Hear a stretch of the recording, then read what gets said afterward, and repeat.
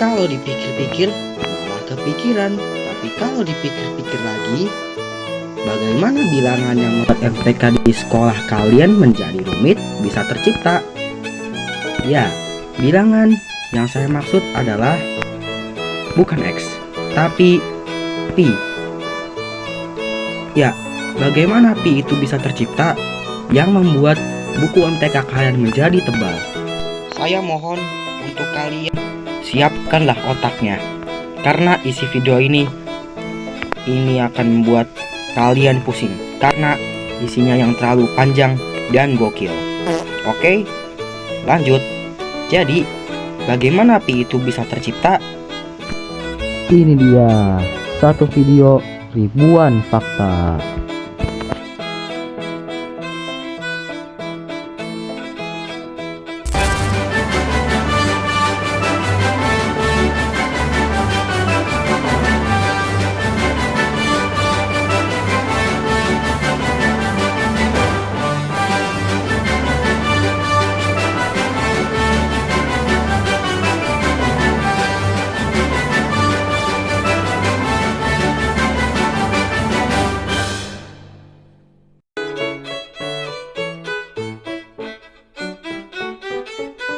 Bangsa Babilonia kuno menghitung lingkaran dengan jari-jari dikuadratin 3 kali.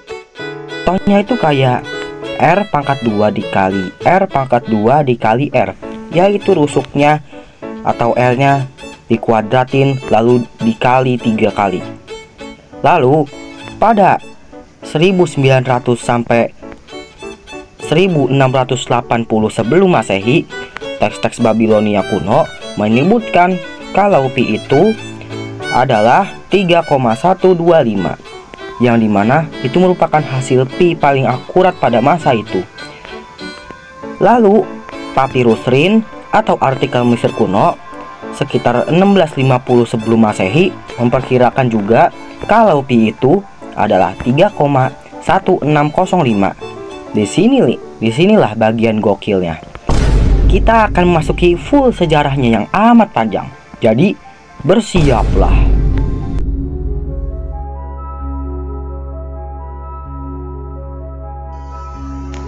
Sekitar 250 sebelum Masehi, matematikawan terbesar dan terkenal menghitung Pi dengan menentukan luas 2 poligon. Buat yang nggak tahu, poligon itu merupakan segi banyak. Ya, ia terus menghitung sampai mencapai 96 sisi. Ya, matematikawan yang saya maksud adalah Archimedes. Archimedes pun memberikan 2 jawaban. Jawaban yang pertama adalah 223/71 yang sama dengan 3,1408. Lalu jawaban yang kedua adalah 22/7 atau 3,14,29. Nah, di sini nih terdapat bilangan yang sering kita pakai dalam rumus lingkaran, yaitu 22/7. Dari sinilah angka 22/7 mulai populer karena nilainya hampir mendekati Pi. Eits, tapi tunggu dulu. Ayo kita cek dulu. Nah, di sini nih, meskipun 22/7 itu hampir akurat, tapi hasilnya itu adalah 3,142857 atau nilai Pi yang asli adalah 3,14,159. Nah, di sini nih 22/7 itu melenceng sekitar 0,001264. Oke, lanjut. Sekitar 1 tahun Masehi, di zaman Cina kuno, Pi itu memiliki nilai 3,1507. Kemudian datanglah matematikawan kerajaan yang bernama Liu Hui. Dengan algoritma iteratifnya berbasis poligon, ia menemukan Pi sama dengan 14,16 dengan 3072 sudut. Buat yang nggak tahu algoritma iteratif itu apa, algoritma iteratif itu merupakan cara penyelesaian masalah dengan pola berulang. Seperti contohnya tadi, Archimedes menggunakan pola berulang, yaitu menggunakan poligon atau segi 6 secara berulang sampai 96 sisi untuk mengetahui nilai asli dari angka pi tersebut. Oke, lanjut.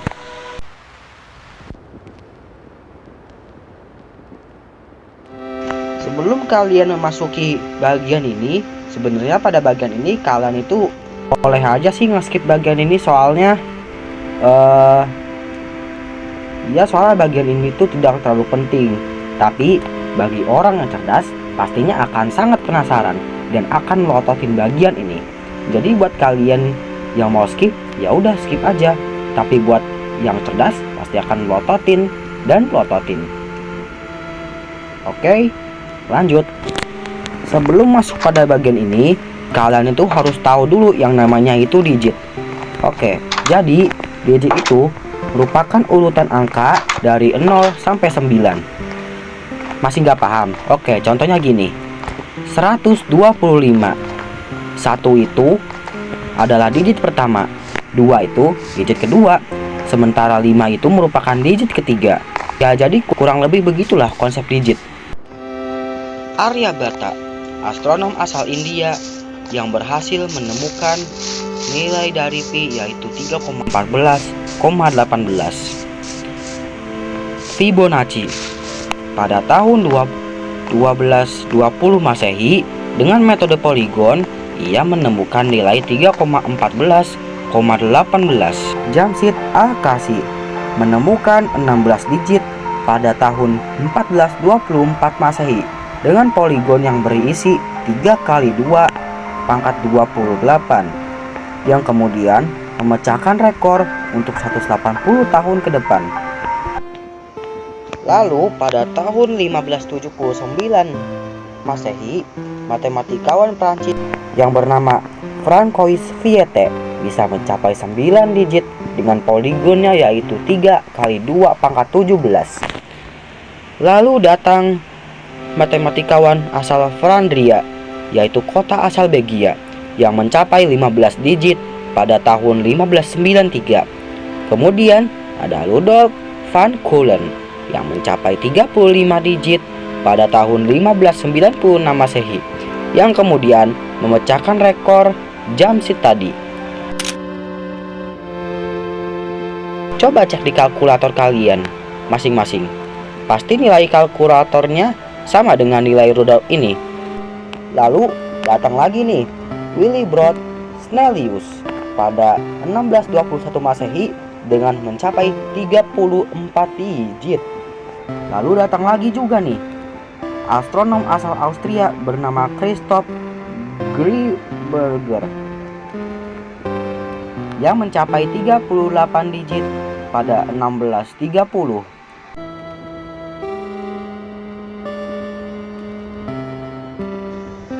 Pada abad ke-16 sampai 17, pi mulai direvolusi dengan perhitungan deret tak terhingga, bukan pakai poligon lagi.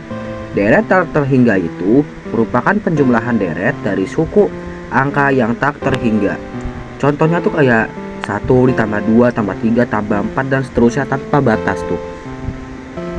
Deret yang dijelaskan di sini tuh adalah deret sinus, tangen, dan kosinus yang dikenal sebagai deret Moldova atau deret Gregory Leibniz. Deret tak terhingga yang pertama kali ditemukan di Eropa adalah perkalian tanpa batas yang ditemukan oleh Francois Viette lagi. Yap, kita bertemu lagi dengan si Francois ini lagi. BTW, rumus Francois Viette ini ditemukan pada tahun 1593, yang artinya 26 tahun setelah perhitungan poligonnya. Kurang lebih ini rumusnya. Fun fact, ternyata Isaac Newton juga pernah ikut pertempuran ini loh. Ia sendiri mendapatkan 15 digit dari hasil pi. Yap, seorang ilmuwan legendaris yang menemukan teori gravitasi hanya mampu menemukan 15 digit dari nilai ini. saking susahnya menaklukkan angka ini. Di Eropa, rumus Madava kembali ditemukan oleh matematikawan Skotlandia yaitu James Gregory pada 1671 dan oleh Leibniz pada tahun 1674. Kurang lebih begini rumusnya. Penaklukan pun terus berlanjut, dan inilah beberapa rumus yang terdapat dalam bagian ini.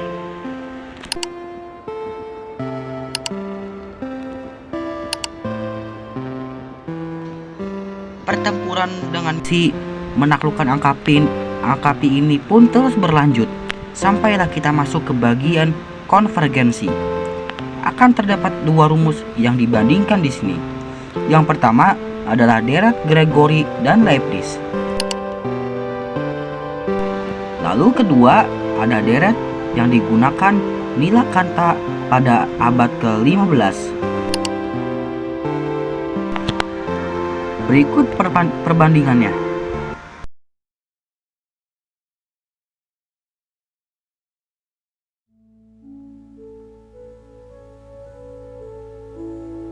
Pada tahun 1761, ilmuwan asal Swiss yaitu Johann Heinrich Humbert membuktikan pi adalah bilangan irasional, yang artinya bukan hasil dari pembagian dua bilangan bulat apapun.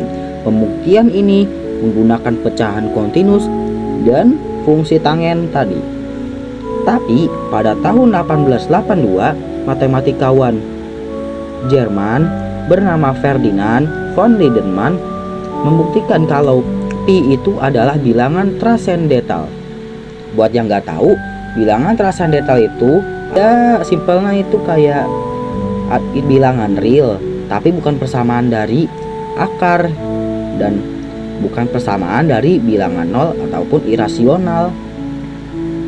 Ya jadi kurang lebih gitulah.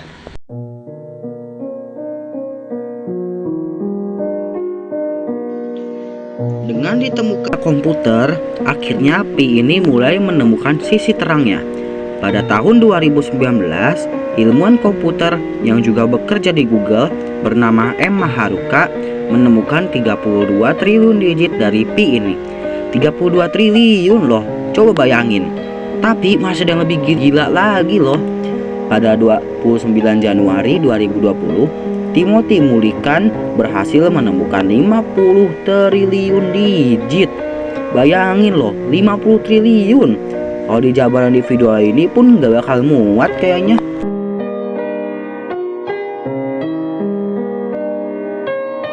Tapi kalian pernah kepikiran gak sih, kenapa dalam menghitung lingkaran kita harus memasukkan pi dalam rumusnya? Ternyata pi itu berasal dari pembagian antara keliling dengan diameter. Di sini nih letak gokil dan mind blowingnya. Kita ambil contoh dalam kehidupan sehari-hari aja. Nih, rata-rata diameter koin itu 2 cm, rata-rata keliling koin adalah 6,28 cm. Hasil berapa? 3,14. Nih, diameter tutup botol adalah 3 cm. Kelilingnya kira-kira adalah 9,42 cm. Hasil berapa? 3,14. Nih, diameter piring adalah 20 cm. Keliling kira-kiranya 62,83 cm. Hasil berapa? 3,14 lagi. Diameter roda adalah 50 cm. Keliling kira-kiranya adalah 157,08 cm. Hasil berapa? Lagi-lagi 3,14. Kalau masih nggak percaya, coba praktekin di sekolah. Kalau ketemu soal keliling lingkaran, langsung dipraktekin ya. Kalau udah ketemu hasil dari kelilingnya, ya memang pi ini terlalu gokil untuk kita bahas. Sumber Brand Academy, Universitas Gadjah Mada, dan Wikipedia.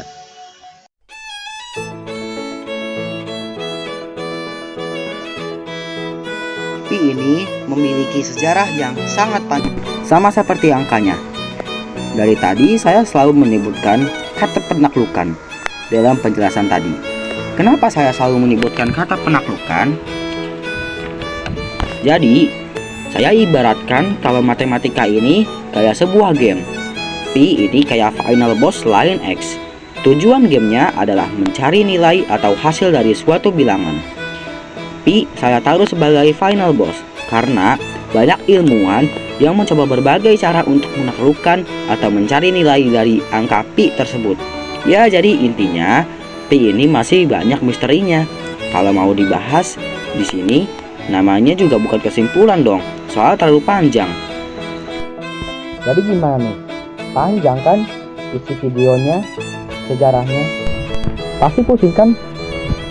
Saya harap sih setelah kalian nonton ini kalian tuh minum Paramex. Soalnya pasti kebanyakan dari kalian tuh pada pusing. Kalau kalian tidak pusing, wah keren banget itu mah. Ya jadi cukup sampai sini aja lah videonya.